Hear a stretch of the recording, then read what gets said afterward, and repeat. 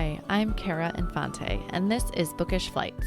In each episode, I chat with one bookish guest as we take some time to sample and savor the pairing recommendations from their bookish flight.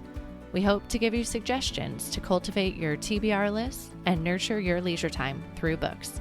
This is episode number 1. Today, I am chatting with Alex Cohick. Alex and I met way back in middle school, and although we now live on opposite coasts of the country, our friendship still stands. As far as I can remember, Alex has been my go-to girl to chat all things book related. I am beyond excited to share our conversation with you.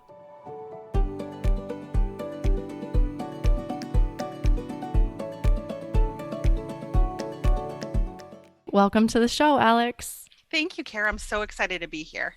Thank you. Why don't we start with you telling us a little bit about your reading life?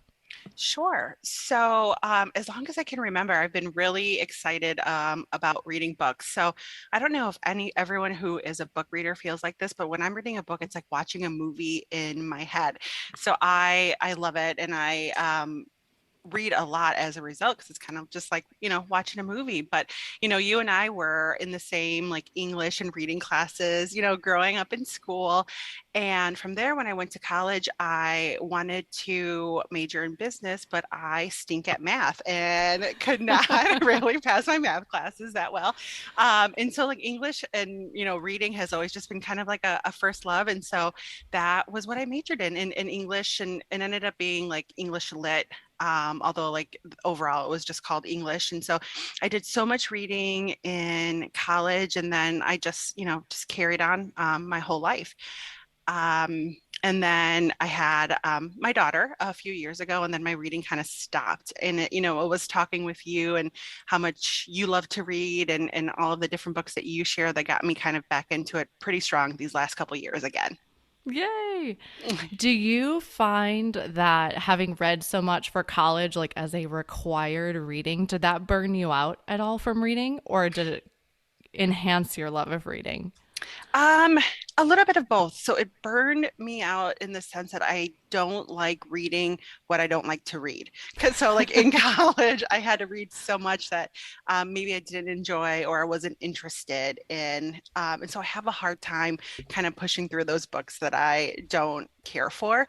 But it did not luckily stop me from reading after my college life. So I'm thankful for that. Yeah, and hopefully now it has kind of led you to know like what books you really love and what books just are Yes. not for you, which I feel like our time is so short. So Agreed. reading the Yes. books that, work for us are really important at this stage of our life.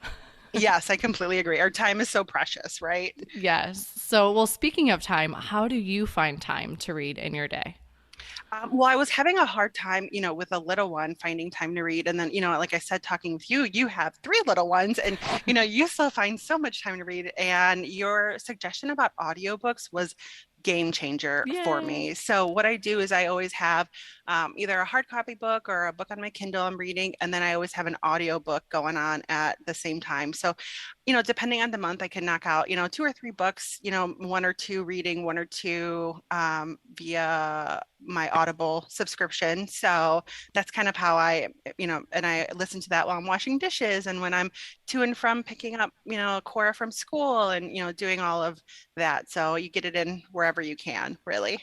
I love that because I also feel like those mindless tasks of, our requirements in the day, like it just helps them go by so much quicker or easier with doing Yes, something that we love on top of it. it's so true. I loathe doing the dishes. We don't have a dishwasher. Our home is really old. So You're the dishwasher. yes, I'm the dishwasher, and it just makes the time go by so quickly when I can listen to an audiobook while I do it. So Yes, and even when I'm so tired at the end of the day, I'm like, well, I can put on my audiobook and then I can fold the laundry or do the dishes. And I feel like it just gives me that little bit of perk to like finish out the day strong. yes, yes, and you feel like you're maximizing your time, like you're doing something, even though all of the housework is certainly important too. Yes, I love that. Do you have certain genres that you prefer to read on audiobooks? Let's start there. Yes, so I need it to be kind of light. So it's hard for me to read anything too deep or too heavy on audiobooks. And so I like a lot of the romance stuff, a lot of kind of easy fiction. And I also like some of the self-help books on audio. uh, I am able to listen to pretty easily as well. Yeah, that's good. I love that. I feel like I'm pretty on the same track as you there with the types of books that I read on audio. Do you have any other genres that you prefer to read, maybe in hard copy or? Yeah, so I go between the classics. So, I really like the things that, the Catcher in the Rye, the J.D. Salinger, and I'm a big F. Scott Fitzgerald fan. And I like a lot of the old classics or the ones that you would find on like the list of 100 books to read before, you turn 100.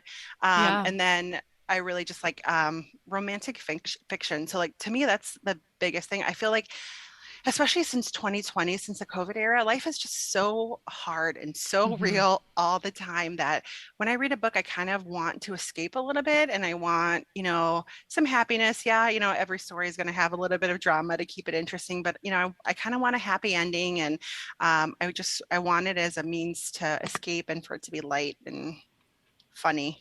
Yes, I can totally relate to that. Like, life is heavy enough. Yes. Yeah. So, give us something happy. Yes. So, well, I had you on today because I know romantic fiction is a genre that you love, and it actually is one that I feel like I very have underexplored, but is something that has always interested in me. But I don't know what books to pick up, so I'm really excited to have our conversation today about our book flights on romantic fiction. So, want to go ahead and get started with our first book? Yes, me too. I will say that I underexplored this genre for a long time because I felt like maybe like I was more scholarly than this genre. Like, oh, I shouldn't be reading, the fluff, but like I really enjoy it. And once I just got over that, like it's okay for me, everything that I read doesn't have to have like any sort of educational purpose to it. And I'm okay to just enjoy a book for what it is. I really got into the romantic fiction and I really like it. So, Well, sometimes I'll say that sometimes the covers of the romance novels, I'm a little like, huh. yes. So I don't go too deep, and if I would be embarrassed for my husband to come across it, I don't I don't read that deep of the romantic. I say that the ones that I kind of focus on are a little bit like they have a great story and a good amount of romance. So a little bit of both, I would say. Love it. That sounds like right up my alley. So I'm really Yes. excited. So the one I wanted to start with is, has gotten a lot of traction since 2020. So the author's name is Colleen Hoover, and she kind of blew up on TikTok during the whole quarantine COVID situation. And since then, I think that she just increasingly becomes more and more popular. And I've been like, I follow her on social media, and I also have read some articles, and like, she has sold like 3 million more copies than the Bible. Wow. So, yeah, so her books are really picking up traction. And the book in specifically that I wanted to recommend today would be it's titled Reminders of Him, and it's one of her recent novels that I have just read. And do you want me to do a synopsis of the book, Yeah. or Why how do you don't you want me tell to us a start? little bit about it? Okay, so this book, the main characters are Kenna Rowan and Ledger Ward. So the book is about a young mother who had a tragic event happen in her life. She went away to prison for 5 years, Wow. and the story goes into, why and what happened surrounding that. And then she comes out and she decides, unbeknownst to anyone, to move into the town where her daughter is now living with her in-laws. And so the story is surrounding, her quest to try to meet. She's never met her daughter aside from, the day that her daughter was born. So to meet Wow. this girl and to also kind of move herself into this family and she meets some people along the way, one of those individuals being Lerger Ward, and kind of starts a romantic relationship with him. So it's all of the the turmoil and the ups and downs that goes with it, and then some romance sprinkled in there as well. So I thought it was really great. Love it. And so her children are young in the book, it sounds like. Yeah, she has one daughter who is 4. Okay. All So right. that's who she's trying to reconnect with and to establish a relationship with. And so one of the reasons why I like this book so much is that so my daughter was 4, recently turned 5, and you just put yourself into her, like I couldn't imagine, giving birth to my daughter and then not having a relationship with her, not getting to, see her and knowing that somebody else is raising her, and maybe they don't want me to be involved for whatever reason. And so I really could resonate with some of those feelings that she was having. Yeah, I love that about books because I feel like if it's similar situations to what we are in, like we have so much more empathy, and we can understand. And I think it Yeah. just speaks differently to our lives when it fits in like that. Yes, I agree. Awesome. I actually think I have seen, or I'm not sure if I've read it, but one of Colleen Hoover's books, but it's not this one. So I'm excited to check this one out. So, do you have anything else you want to add about that one? Yeah, so Okay. the other thing that makes she has a bunch of bestsellers out, but one of the things that makes her so great is that she doesn't shy away from talking about the tough topics. So like this mother was in jail, right? So I think people are going to have really polarizing opinions on whether this mother should be able to have a relationship with her daughter even, so Hmm. she has novels surrounding domestic abuse, and so there's really polarizing opinions with that. She has novels that has characters that are hearing impaired, and you don't have a lot of novels that the character has some sort of disability or struggle in that sense. She has some surrounding mental illness, so she covers the gamut, I think, as far as really tough storylines and strong point of views on some of that. And then, but also throwing in always the little bit of romance, some spicy scenes, just also keeping the book light in some aspects, and that level of romance too. I love that. Like, to bring in the hard topics, but then keep it a little bit lighter with the Yes. the Yeah. romance topic. It kind of reminds me, or sounds like maybe Jodi Picoult. Is that Yes. like similar like that? Because I feel Yes. like she also discusses those harder topics and but does a very good job with them and makes you really think about your position on those topics. I agree. She's one of the more popular authors, I think, in this like kind of romantic fiction genre too, I would say. Oh, great. I love Yeah. it. Yes. Well, thank you for sharing that one. So that Sure. one was Reminders of Him by Colleen Hoover. All right. What's your second book? The second book that I really enjoyed that I read this year is by Ellen Hilderbrand, and it's titled 28 Summers.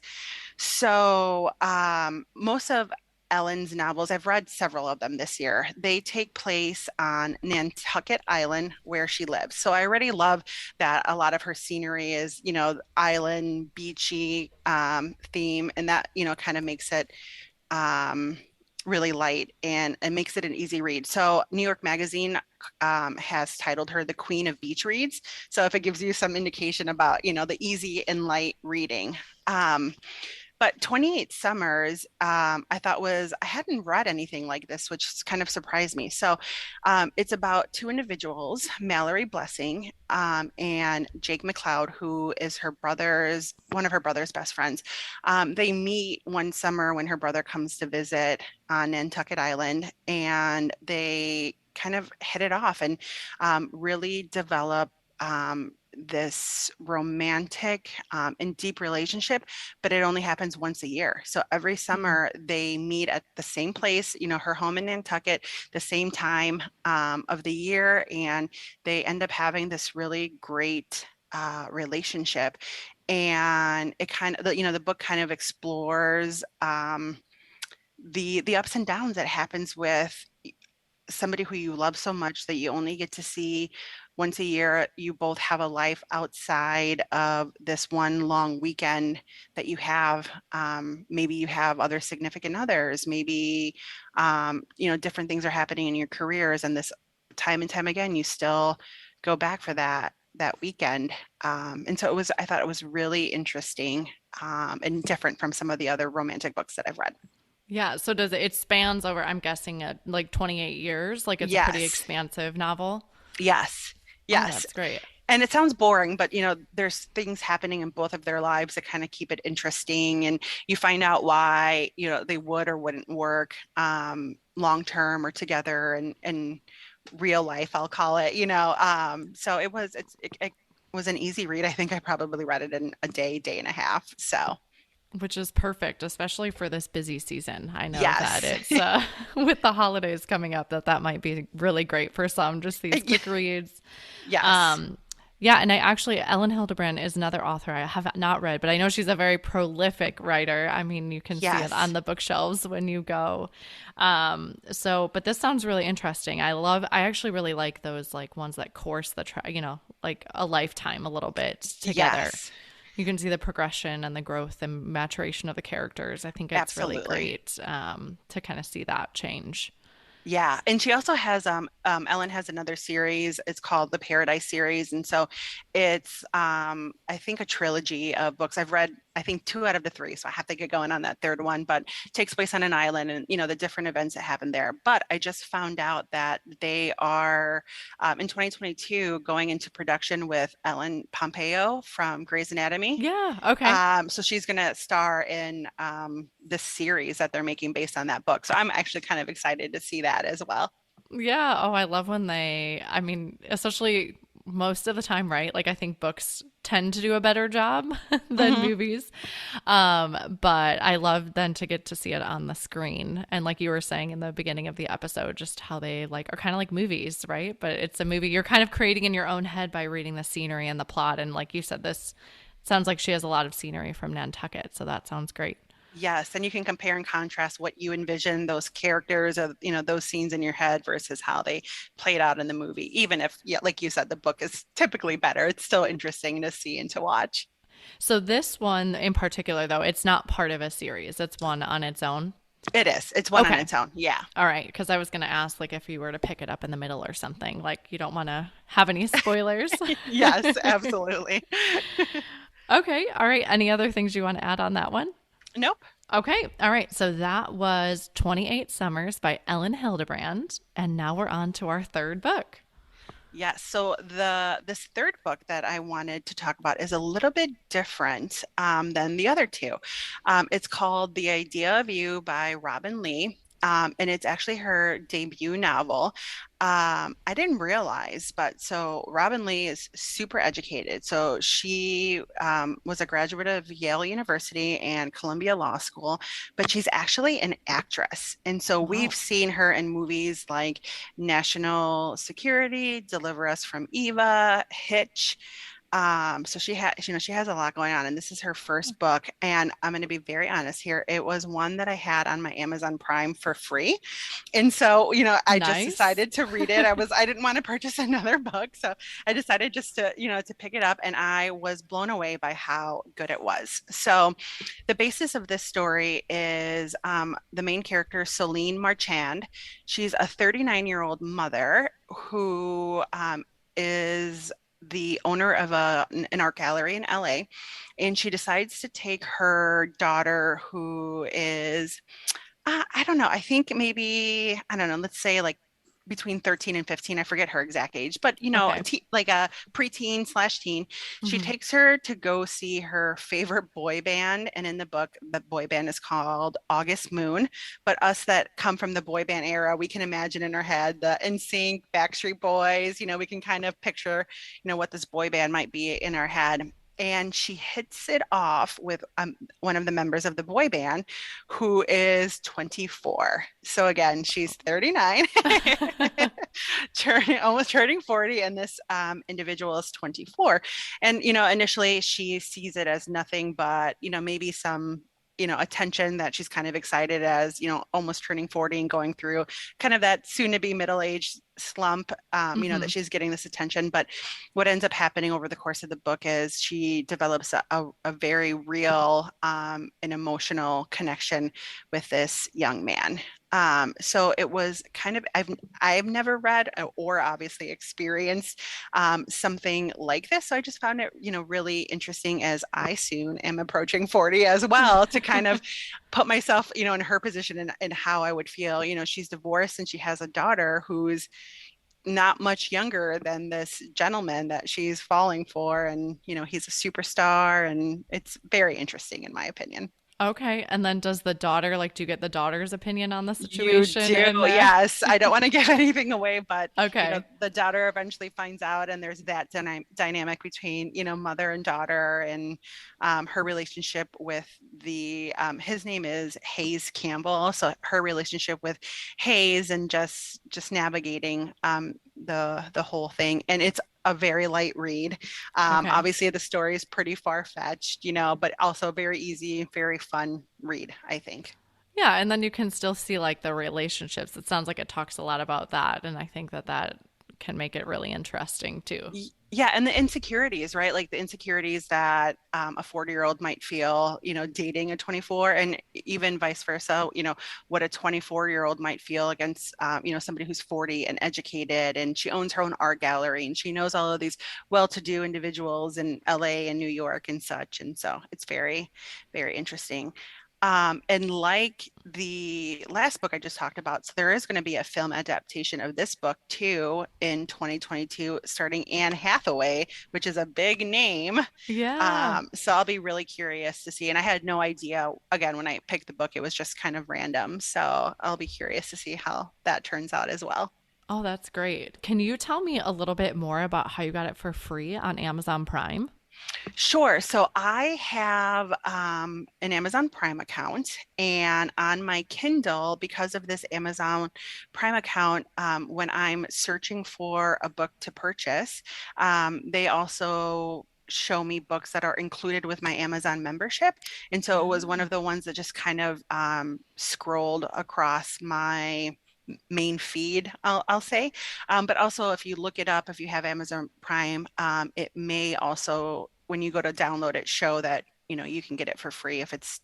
I mean, I read this much earlier in the year, so I don't know that it still is, but that might be how you might find it. Yeah. Oh, that's really interesting. I didn't even know you could do that, but I should look into that.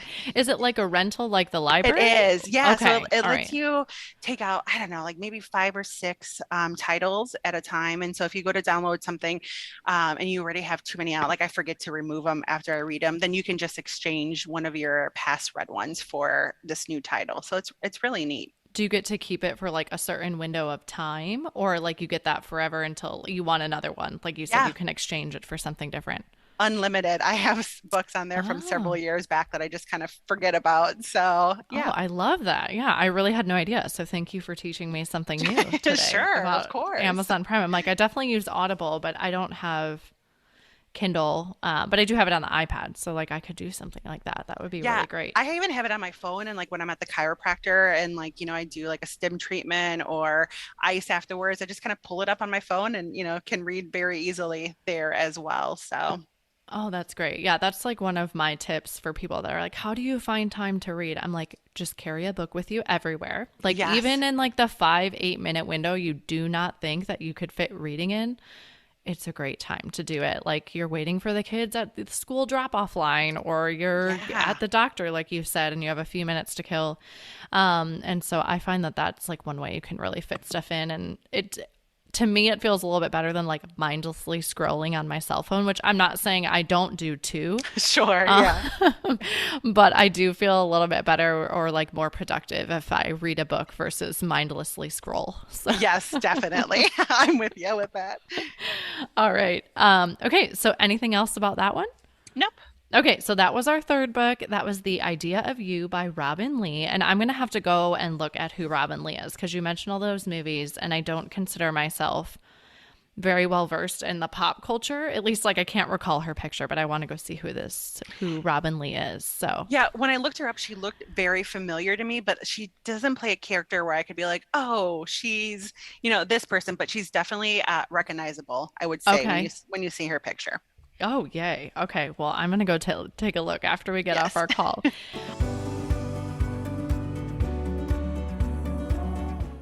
I would like to add one dessert pairing to complement Alex's romantic fiction book flight. The book, rather a series, I would like to recommend is the Love Walked In series by Marissa de los Santos. I accidentally started with this series by picking up the third and final book, I'll Be Your Blue Sky.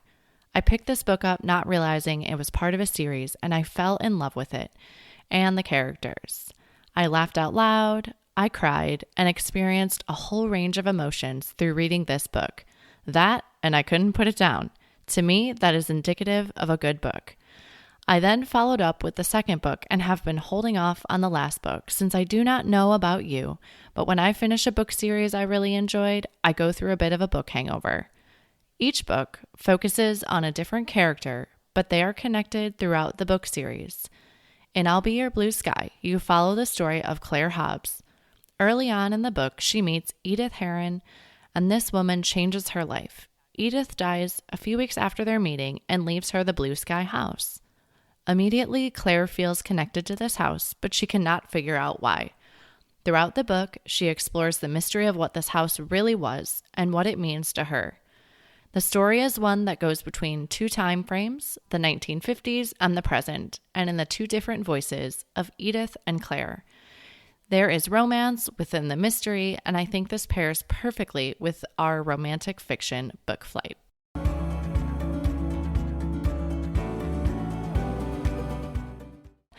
Well, I want to close our episodes actually with a little bit of bonus pairings, which is really just a speed round. So these are just going to be some quick questions that I'm going to ask you, and you can just give us your answer. Okay, I'm excited. Okay, so where is your favorite place to read?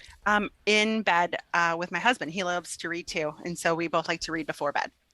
I know that you and your husband do a book club together. Would you be willing to share? Because I just love this idea. Yes. So Okay. I would recommend this to somebody who is a seasoned reader and who just really wants to like get out of their comfort zone.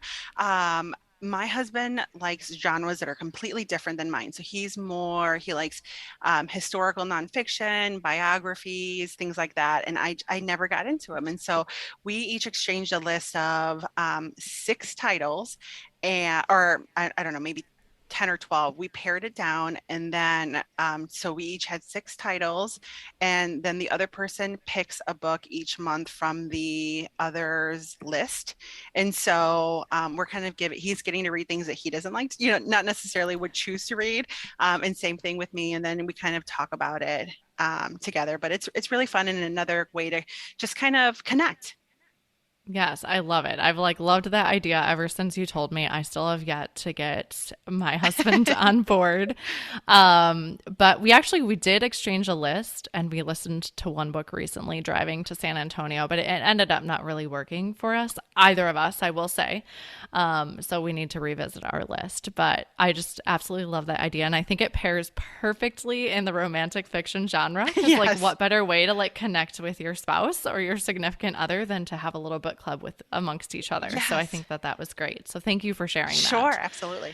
Okay, so back to our speed rounds, but Yes. what is one book you have read that has changed your life? I would say Untamed by Glennon Doyle. Don't know if you've ever read that or not, but it definitely was life-changing for me.